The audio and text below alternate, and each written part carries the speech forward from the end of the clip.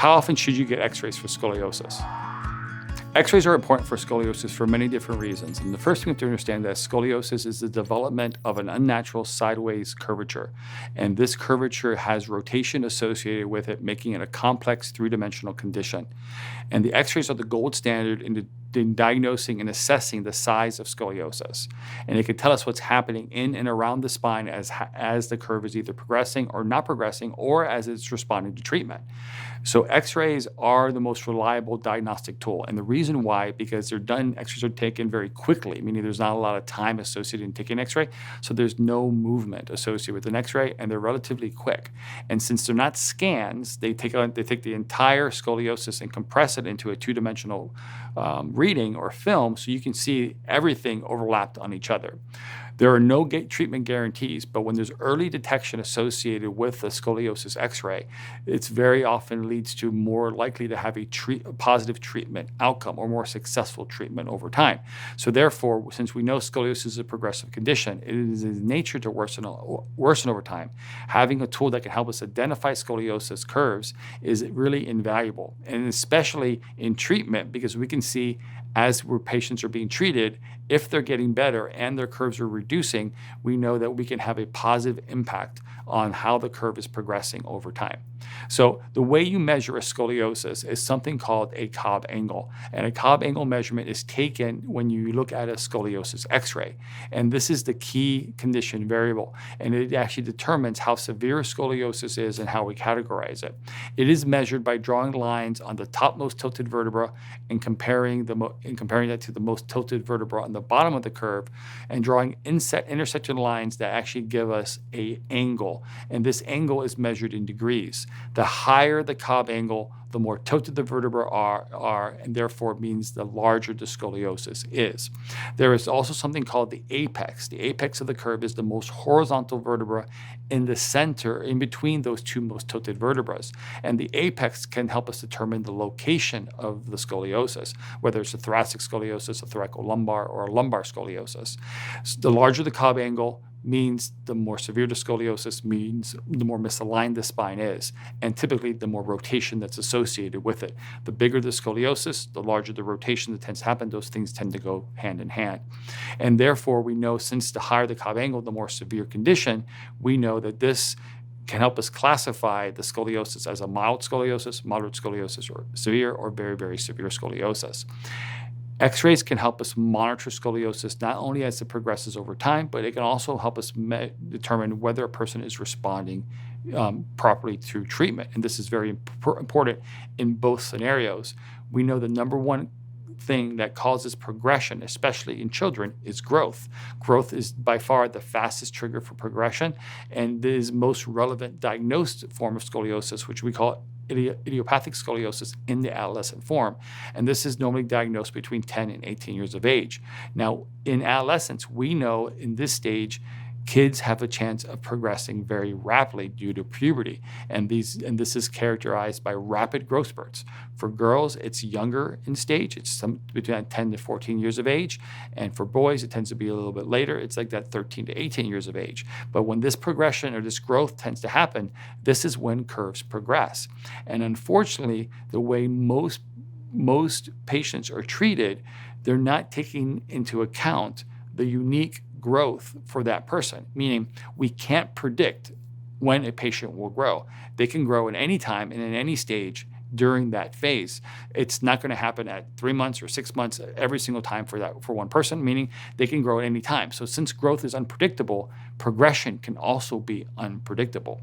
But as curves progress, this is how you adjust your treatment program. This is how you make decisions regarding how you want to treat the patient. So therefore, not catching progression during growth is one of the key things that happens, unfortunately, as a result of improper monitoring of a scoliosis. So how often should scoliosis x-rays be taken? Well, first thing you have to understand is that every case is very unique. And this is where I think it fails, that patients' Cobb angles really determine or measured as the curves worsen as they progress. So as they're either worsening or as they're growing, this is when we should determine how often an x-ray should be taken. With children, most of the time they're recommended They take an x-ray today, they say, okay, you have scoliosis. They'll say, okay, come back 6 months or come back in a year and see what happens. And they're given this random time interval. Well, the person can go in today for an x-ray, walk out tomorrow, go through a growth spurt, progress, and if they're told to come back a year later, they can be progressing for an entire year before the actual x-ray is taken. And that person can actually go from mild scoliosis to severe scoliosis in that period of time, and you miss every treatment opportunity. So basing x-rays just on time, I feel, isn't necessarily the best decision, because you can skip the time of which they actually grow because there's no prediction. Even 6 months, people can progress significantly. I've seen a significant amount of progression in children. I've seen patients progress 20 degrees in 6 to 8 weeks. I've seen 60 degrees of progression in 6 months. So a lot of times you can see there's going to be rapid progression during this growth phase, and it gets completely missed as a result. So I like to do using two factors. I like to use, okay, if a patient's growing, if we think there's risk of progression and we see 1 inch or 2 inches of growth, or time, whichever happens first. So I'll say we want to do a reevaluation or 3 or 6 months or 9 months, or if we see a 1 inch or 2 inches worth of growth, I want to take a film. So we're going to react to growth as well as time, not just time, because time is not really it. It's really growth. That's what's important. So initially, we may take an x-ray, if they're growing, if we see rapid growth, it could be every 3 months. If they're not really growing, it could be 6 months. It depends on how the growth happens.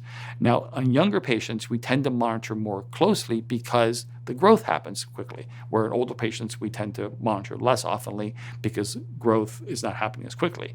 Now, another key factor is treatment. If we're engaging in treatment and we're trying to reduce the curve, and the goal is to reduce the curve as quickly as we can, well, I may take x-rays sooner because we're seeing if the patient's actually responding with a reduction. We're not just looking for progression. We're looking, is the curve reducing? And 2, are we holding that reduction so we can do a second reduction, for say. So I may take x-rays based upon a time period to see if they're holding a reduction, maybe every 3, maybe every 6 months, depending on where we are in treatment. So therefore, the more successful we are with treatment and the more we want to move a curve down, it could alter how we want to re-x-ray the patient.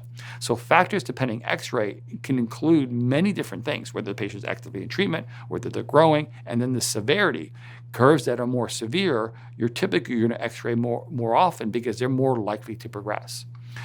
But one thing we have to understand is that x-rays can provide very good news, meaning if we see x-rays and the curves are getting straighter and the patient is reducing their spine because they're involved in treatment and we're seeing no progression and the patient is still growing, those are things that are telling us, okay, we're moving in the right direction, we're moving things in the way we want them to moving, and we're avoiding the normal and not normal progression of scoliosis that happens during growth and development.